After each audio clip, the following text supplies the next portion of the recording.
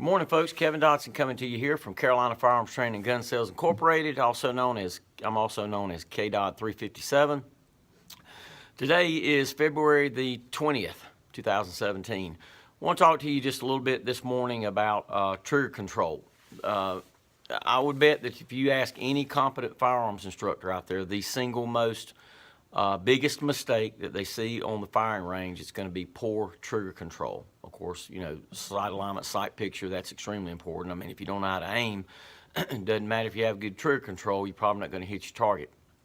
But trigger control, by far, is the biggest mistake that I see on the firing range. And you might say, well, what do you mean? Well, what I mean by that, for the most part, is folks are slapping the trigger, jerking the trigger, getting too fast on the trigger. Especially if you're fairly new at shooting, you know, you should only shoot as fast as you can accurately place rounds on the target. And if you look at a target, I mean, good shooting is no rocket science there in good shooting. It's just a matter of proper sight alignment, proper sight picture, proper trigger control, and just hold that gun as still as you can, because anywhere that you see holes on your target, that is because that is the last place that front sight was when you jerk the trigger or you slap the trigger or what have you, even if you press the trigger. Every hole that is on that target, the hole is there in that area on that target, is because that is the last place that front sight was when you press the trigger, or maybe some cases jerked or slapped the trigger. Okay, have a Glock here. I like to use the Glocks in my classes because, you know, you can hear the trigger reset quite easily. Have slide lock back to the rear. Gun's empty, source of feed is removed, magazine. Just want to talk to you a little bit about trigger control and proper placement of the finger on the trigger. Okay, so what we want to do is we want to place the nail or the pad of our finger on the trigger. We don't want to go all the way to the first joint. That's okay for some of your double action revolvers because you've got a 9 to 11 or 12 pound trigger pull and you need that extra strength coming from your joint.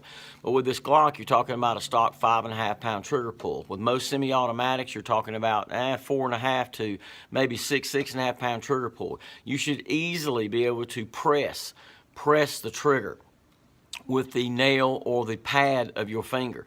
And the reason you put only the nail or the pad of your finger on the trigger, no more, no less, is so that it encourages a straight back press to the rear, thus moving the sights as little as possible. You're not going to be able to hold those sights perfectly still, but to move them as little as possible. So if I'm firing a string of 3 rounds, also remember, if you're jerking or slapping the trigger, most times your finger's coming off the trigger, okay? If you're firing 3 rounds, your finger should not come out of contact with that trigger. It should stay in contact. Let me show you why. If you want to break jerking or slapping of the trigger, and remember now, I mean, you know, they got an old saying, what does it take? 21 days to break a bad habit, okay? You're not going to break this habit of jerking or slapping the trigger in 10 minutes or 15 minutes in the afternoon on the range. It's going to take some time to break an old habit and replace it with a new habit. So, pad of the finger on the trigger, we fire, the gun cycles, right? All right, then we keep our finger on the trigger and we start to let the slack out. Now listen, you'll hear it. All right, you hear the trigger reset, we stop right there and we take the next shot from there. Gun cycles, reset, fire, reset, fire, reset, fire. What we don't want to do is do this, what I see a lot of people do on the range, fire.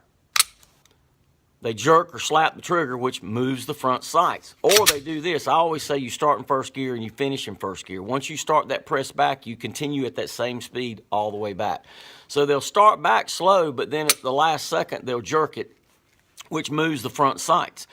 In my concealed carry classes, I use my Glock that has a laser on it, and the only reason I have that laser on that gun during the class is to show folks what happens when you jerk or slap the trigger. I'll put the laser dot on a small reference point, and I'll jerk the trigger, which they'll see the laser dot move, or I'll slap the trigger and they see the laser dot move considerably, as opposed to pressing the trigger, starting in first gear and ending in first gear, and the laser dot pretty much stays on that reference point. You'll have a little bit of wobble, but very, very little.